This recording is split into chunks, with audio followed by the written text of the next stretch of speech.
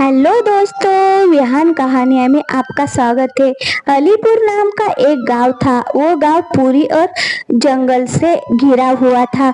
बहुत ही कम लोग उस गांव में रहते थे। उस गांव में राजू नाम का एक किसान अपनी पत्नी सुमित्रा के साथ एक छोटी सी झोपड़ी में रहता था। राजू का उस गांव में अपना कुछ भी नहीं था, बस वही छोटी सी झोपड़ी थी जिसमें वो रहता था। गांव में कमाई का ज्यादा जरिया न होने की वजह से राजू जंगलों में जाकर वहां से उसे जो मिलता उसको अपने साथ लेकर बस में बेचने के लिए चला जाता था। बाजार उस गांव से बहुत ही दूर था, इसीलिए राजू को बाजार जाते जाते तक दोपहर हो जाती थी। राजू सारा सामान बेचकर शाम तक घर वापस आ पाता था। राजू के घर का गुजारा जंगलों के फल फूल बेचकर ही हो जाता था। राजू को जंगल से बहुत लगाव था। गर्मियों में मई का महीना चल रहा था। इस महीने में जंगल के पेड़ों पर मीठे और रसीले आम आए हुए थे। इस साल तो काफी अच्छी फसल आई है। इस बार तो काफी अच्छी कमाई हो जाएगी और उन कमाई के पैसों से मैं और आम के बीज खरीद कर लाऊंगा और यहाँ पर लगा दूंगा, जिससे वो आम के बीज जब तक बड़े होंगे तो आगे आने वाले लोगों को उससे बहुत लाभ मिलेगा। ऐसा सोचकर राजू उन पके हुए आमों को तोड़कर बाजार में जाकर बेचा आता है। आज रामू की आमों को बेचकर काफी अच्छी कमाई हो गई थी, जिससे उसने घर के लिए राशन खरीदा था। ये देखो सुमित्रा, आज काफी अच्छी कमाई हुई है। इस साल जंगल में काफी अच्छी आम की फसल आई हुई है। ये देखो, ये मैं थोड़ी सी आम बचाकर लाया हूँ, इसे खाकर देखो, ये कितने स्वादिष्ट लग रहे हैं। अरे हाँ, देखने में तो ये बहुत ही सुंदर है और खाने में उतनी ही स्वादिष्ट हो। अगली सुबह राजू फिर जंगलों की तरफ आम तोड़ने के लिए निकल जाता है। जब वो जंगल पहुंचता है तो देखता है कि वहां के आम के पेड़ों पर एक भी आम नहीं थे। राजू समझ जाता है कि व्यापारियों को खबर लग गई होगी और वह सारे आम और बाकी के सारे फल भी तोड़कर अपने साथ ले गए होंगे। अब राजू परेशान हो गया था। उन व्यापारियों ने जंगल में कुछ भी नहीं छोड़ा था। राजू परेशान बैठा था। तभी जंगल में से एक बाबा गुजरते हैं। वह राजू को परेशान देखकर उसके पास आते हैं। अरे बेटा, मैं बहुत थक गया हूँ, क्या तुम्हारे पास पानी है?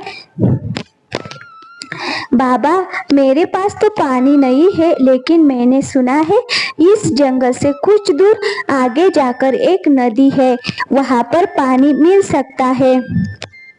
पर मैं कभी उस नदी के पास गया नहीं, इसलिए मुझे उसके बारे में ज्यादा पता नहीं है। बेटा, मैं बहुत थक गया हूँ, मैं और नहीं चल सकता, क्या तुम मेरे लिए उस नदी से पानी ला सकते हो? ठीक है बाबा, आप मेरा यही बैठकर इंतजार करना, मैं अभी आपके लिए पानी लेकर आता हूँ। राजू पानी की तलाश में उस नदी की ओर चल पड़ता है। जब राजू ने चलना शुरू किया तो मानो जंगल खत्म होने का नाम ही नहीं ले रहा था। तालाब वहां से बहुत दूर था। पता नहीं मैं तालाब सच में है वहां पर या नहीं, मैंने तो बस उसके बारे में सुना था। चलो कोई नहीं, इतना दूर आ गए हैं तो थोड़ा और चलकर देखते हैं। चलते चलते आखिरकार राजू उस तालाब के पास पहुंच जाता है।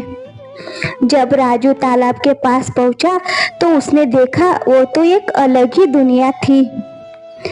चारों ओर वृक्षों और फलों से घिरी हुई, वहां पर बहुत सुंदर सुंदर फल थे।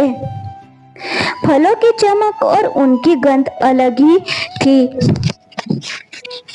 अरे वाह, यहाँ तो बहुत सुंदर सुंदर फल है और इसका सुगंध तो मानो जैसे किसी स्वर्ग के राजा के लिए बनाई गई हो।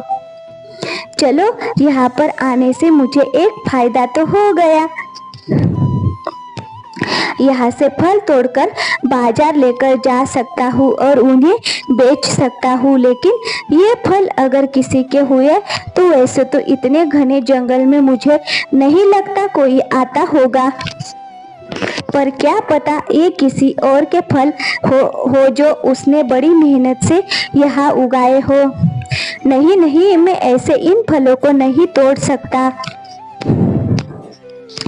ऐसा कहकर राजू वहां से जाने लगता है। तभी वहां मौजूद एक आम के पेड़ में से आवाज आती है, राजू तुम कहाँ जा रहे हो? थोड़ा पानी मुझे भी पिला दो, मैं बहुत दिनों से प्यासा हूँ।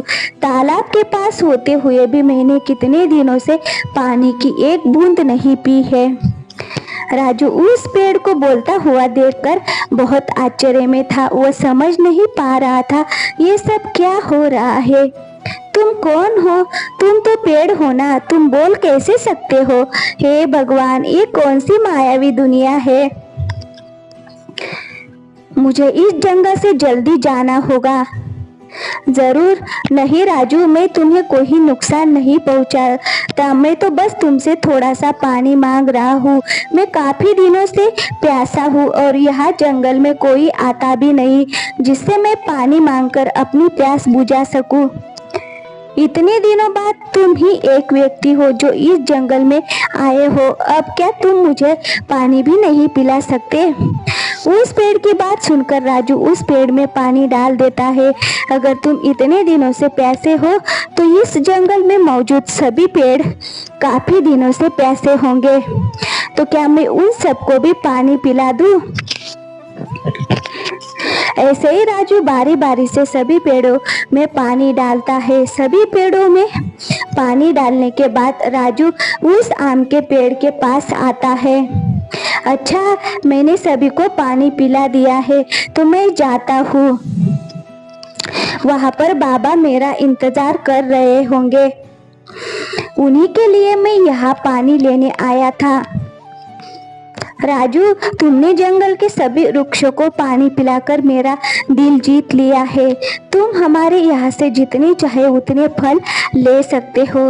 राजू अपने साथ कुछ फल ले जाता है और उसी जगह पर पहुँच जाता है जहाँ बाबा बैठकर उसका इंतजार कर रहे थे।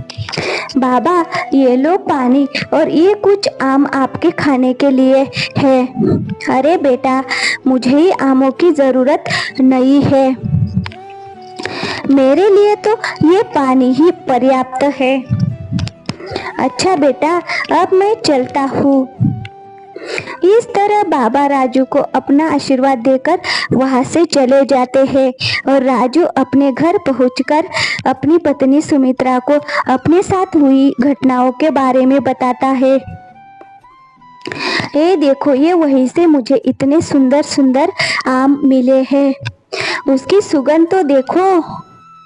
हाँ जी, इसकी सुगंध तो बहुत ही अच्छी है। मेरा तो मन कर रहा है मैं अभी सारे के सारे आम खा जाऊं। अरे नहीं नहीं, सारे मत खाना, ये मैं बेचने के लिए लाया हूँ। बाजार में कल इन्हें बेच आऊंगा। ऐसे राजू और उसकी पत्नी आमों को रखकर सो जाते हैं। जब सुबह राजू और उसकी पत्नी उठते हैं तो वह आम की जगह पर सोने को देखकर हैरान हो जाते हैं, जो हम वो रात को देखकर सो गए थे वो आम अब सोने में बदल गए थे। अरे ये कैसे हुआ? ये आम तो सोने में बदल गए हैं। इसका मतलब है वह जो जंगल में पेड़ था वह जादुई पेड़ था।